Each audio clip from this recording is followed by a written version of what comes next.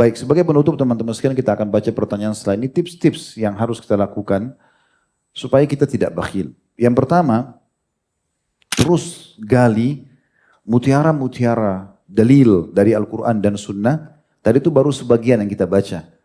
Al-Baqarah 261 sampai 274 tadi coba diulang-ulangi lagi dan coba baca masih banyak dalil-dalil lain berhubungan dengan masalah perintah untuk dermawan, bersedekah. Begitu juga dengan hadis-hadis Nabi SAW, perkataan para ulama salaf. Selalu nonton ceramah-ceramah para asatidz yang sampaikan tentang masalah keutamaan sedekah. Supaya terus saja kita termotivasi. Karena kita ini butuh pembaharuan. Kata Nabi SAW, setiap orang yang beribadah itu ada masa semangat. Tapi di setiap masa semangat ada masa jenuh. Siapa yang pada saat jenuh itu menuju ke sunnah, maka dia telah mendapatkan hidayah. Dan siapa yang menuju kepada selain sunnah, maka dia telah binasa. Jadi ini yang pertama tipsnya, bagaimana kita membaca keutamaan-keutamaan, terus gali mutiara-mutiara dari Al-Quran dan juga hadis Nabi SAW dan perkataan para salafus salih tentang masalah sedekah, supaya selalu motivasi kita. Yang kedua, coba baca dan kembali lagi renungi tentang ancaman lawan daripada sedekah atau dermawan, bakhil kayak tadi. Oh ternyata dosa ini, bukan cuma sekedar tidak disukai oleh orang, tapi kita berdosa kalau kita bakhil. Tidak mau mengeluarkan di jalan Allah. Saya tidak pernah bisa berpikir teman-teman bagaimana rumah tangga seseorang, suami istri itu bisa langgeng kalau si suaminya perhitungan sama istrinya, istri perhitungan sama suami. Bahkan kadang-kadang ada hitung-hitungan, kamu punya utang, kamu punya utang. Ini padahal sudah satu pakaian. Allah menggambarkan suami istri itu libas. Kenapa masih seperti ini? Kenapa enggak si suami mengatakan, udah pakai aja nggak apa-apa. Kenapa nggak istri mengatakan, oh nggak apa-apa pakai aja. Itu sedekah yang afdal. Sampai pernah istrinya Abdullah bin Mas'ud radhiyallahu anhu ingin bersedekah, lalu dia mengatakan kepada Abdullah bin Mas'ud, coba saya mau sedekah, siapa yang saya kasih? Kebetulan istrinya orang mampu, beliau orang susah. Lalu beliau mengatakan, kenapa nggak kasih ke saya saja? Lalu kemudian kata istrinya, coba tanyakan ke Nabi SAW.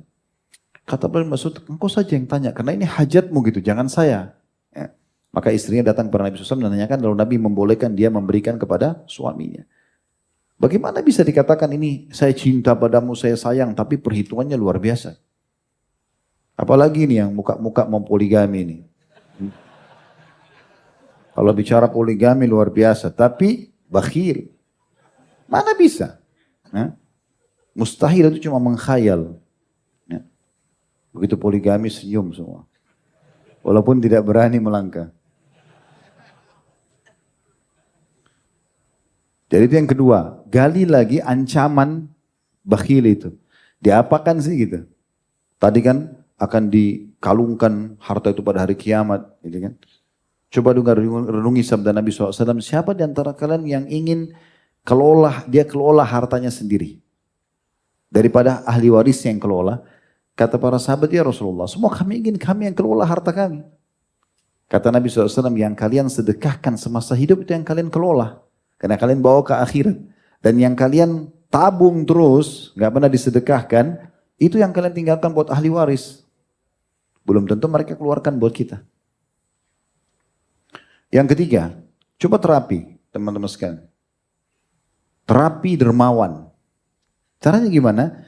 Mulai dulu bersedekah dengan hal-hal yang sering kali setiap hari antum pakai, antum makan. Jangan sedekah dengan sesuatu yang Allah sebutkan. Jangan tayammamul khabith. Memilih-milih yang buruk, kemudian bersedekah. Padahal sebenarnya kalau kita kasih diri kita sendiri, kita nggak mau menerima. Kita seperti memincingkan mata tadi Allah mengatakan. Coba terapi. Dari makanan yang kita makan, setiap harinya yang minuman kita minum, pakaian yang kita kenakan, apalah sendal, sepatu dan segala macam ini, coba benda yang sama sedekahkan. Kalau ada yang bisa dibagi dari makanan, bagi. Nabi Ibrahim AS dapat julukan ayahnya para penjamu tamu karena setiap kali istrinya hidangkan makan, nggak pernah makan sendiri. Pasti dia buka pintu, siapa saja lewat dipanggil. Kenal nggak kenal? Untuk makan bersama. Kalau antum langsung tutup. Kadang-kadang yang unik ini ada orang tua. Ya. Begitu dia habis masak ibu-ibu, Mungkin kesukaannya pisang goreng kah, apalah tempe goreng. Begitu anaknya lewat, jangan sentuh. Punya ibu. Atau ayah beli belanja bulanan, taruh minuman, yogurt, apa di kulkas. Marah-marah sama anaknya, nggak boleh sentuh. Anaknya sendiri dia pelit. Hah? La haula wala quwata illa billah. Nah ini butuh terapi nih. Terapi. Jadi bagaimana kita berusaha coba memberi. Bahkan kalau perlu kita berikan kepada orang, kita sendiri tidak menikmatinya, nggak apa-apa. Untuk terapi dulu. Latihan. Jadi saat kita beli minuman, memang cuma bisa satu itu, ada orang lebih butuh, kasih ke dia. Itu kan yang terjadi di perang Yarmuk, yang 3 sahabat akhirnya semua mati syahid gara-gara kehausan. Udah berdarah-darah, gitu kan. Kemudian mereka kehausan, begitu ada yang antar minum, begitu mau diminumkan, dia dengar ada seorang lain di sana juga mengeluh haus, dia suruh antar dulu ke sana. Padahal sudah dia butuh sekali. Begitu mereka itu. Akhirnya yang antar air antar ke orang kedua pas mau diminumin dengar lagi suara orang yang ketiga, haus, dia suruh antar dulu ke sana. Akhirnya pas tiba di orang ketiga yang antar minum kaget karena yang mau dikasih minum sudah meninggal. Dia kembali ke orang ketua juga, yang kedua juga sudah meninggal, dia kembali ke orang pertama juga sudah meninggal. Mati kehausan demi saudaranya. Bisa nggak ini? Hah? Ya bakhil. Karena jawabannya bisa kecil. Nggak ada semangat memperbaiki. Jadi bagaimana luar biasa mereka mendoakan orang lain. Ini terapi, harus pelan-pelan. Termasuk dalam terapi ini adalah coba bersedekah yang belum pernah antum sedekah. Misal kita biasa sedekah 2.000 rupiah, sekarang naik ke 5.000. Tingkatkan 5.000 naik ke 10.000, naik ke 100.000. Pokoknya makin besar makin bagus. Ingat, mau mendapatkan ikan paus butuh kapal tanker. Ikan paus pakai kail, bagaimana bisa? 2.000 rupiah masuk kotak amal, minta kesehatan, minta keturunan, minta keselamatan, minta istri yang cantik, suami yang gagah. Wah, 2.000? Bakhil.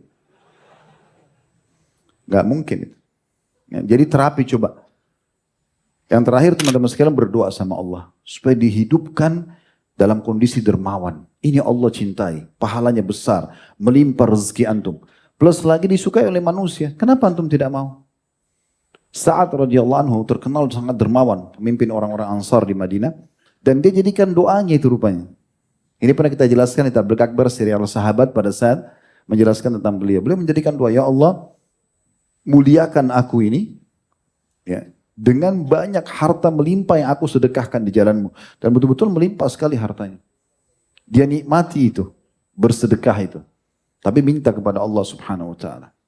Tidak pernah saya temukan teman-teman orang yang dermawan ini miskin.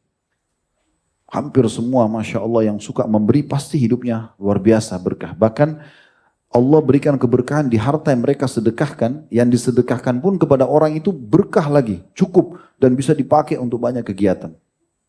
Ada beberapa saudara-saudara kita Masya Allah muslimin di Indonesia yang titipkan hartanya ke yayasan kami.